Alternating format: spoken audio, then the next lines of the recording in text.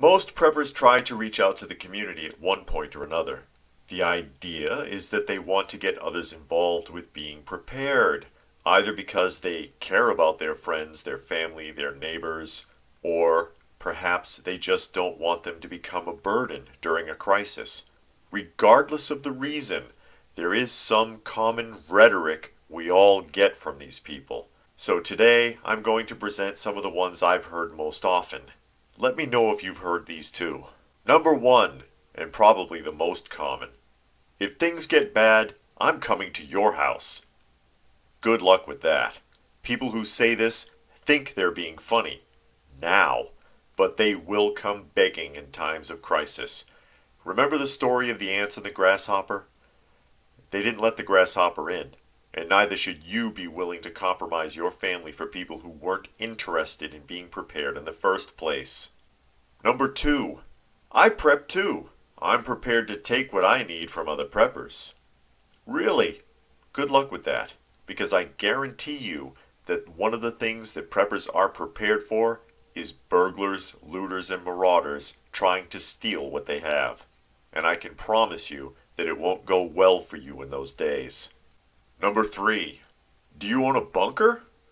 Do I own a bunker? I wish. I don't know where this perception comes from, most likely due to movies and television, but the average prepper does not own a bunker. Most preppers don't have that kind of budget. I wish we did. Number four, are you one of those doomsday preppers? Unfortunately, the stereotype that has been placed on preppers due to that wildly over-exaggerated reality show, Doomsday Preppers, is going to stick with us for a very long time.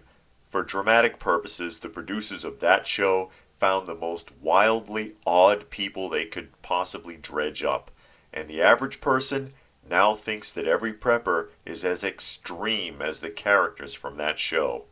Obviously, nothing could be further from the truth. Number five, so you must be anti-government. Listen, preppers are not trying to overthrow the government. That's more Hollywood nonsense.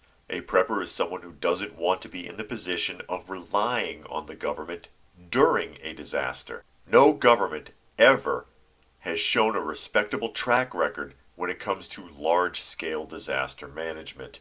And I don't know about you, but I don't feel like standing in a FEMA line for 12 hours for a gallon of water that reeks of unknown chemicals. Number six, aren't preppers all like gun nuts? There's nothing crazy about owning a firearm, and there are many preppers who don't. This is another stereotype that's been laid on us by the media, making preppers out to be dangerous and obsessed by implying that anyone who owns a gun must be intent on violence somehow. This is nothing but public school social and political programming. Number seven, preppers are all hoarders. Listen, there's a big difference between owning preps and living in a huge disorganized pile of trash.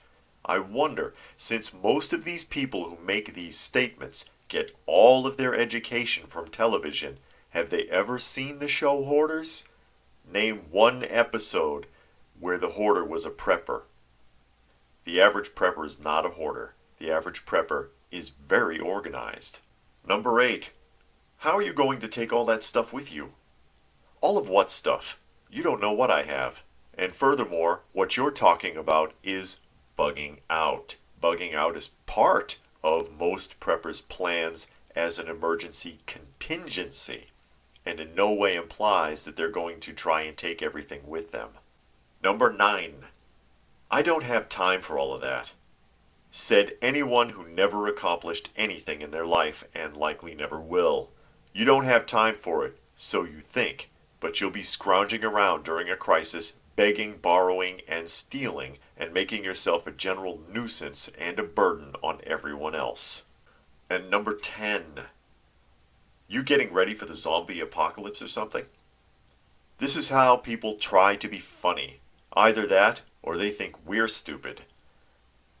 There's not going to be a zombie apocalypse, not in the Hollywood sense of it anyways. Your average prepper is not getting ready for a zombie apocalypse. They just want to be ready in times of disaster, real, actual disaster, like a blizzard, or a flood, or an earthquake, or a riot, and so on. things that actually happen in everyday life. And you just knew I had one more for you, didn't you?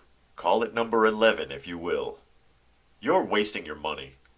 First of all, if I am, then it's my money to waste. So don't worry about it. Secondly, all that stuff that I purchased is still worth something and could be sold to recover that money if I wanted. And third, you won't think so if there's an emergency and I'm doing fine while you're scrounging for your very life. I hope you found this list interesting. If you have anything that you would like to add, and I'm sure you've heard some good ones, feel free to post them in the comments section down below. Please do remember to give the video a thumbs up. Easiest way to show your appreciation. Share it if you can and subscribe if you are new. Hit that bell icon. Hopefully you will be alerted to new content as it comes out. That being said, as always, stay frosty folks, and thanks for watching.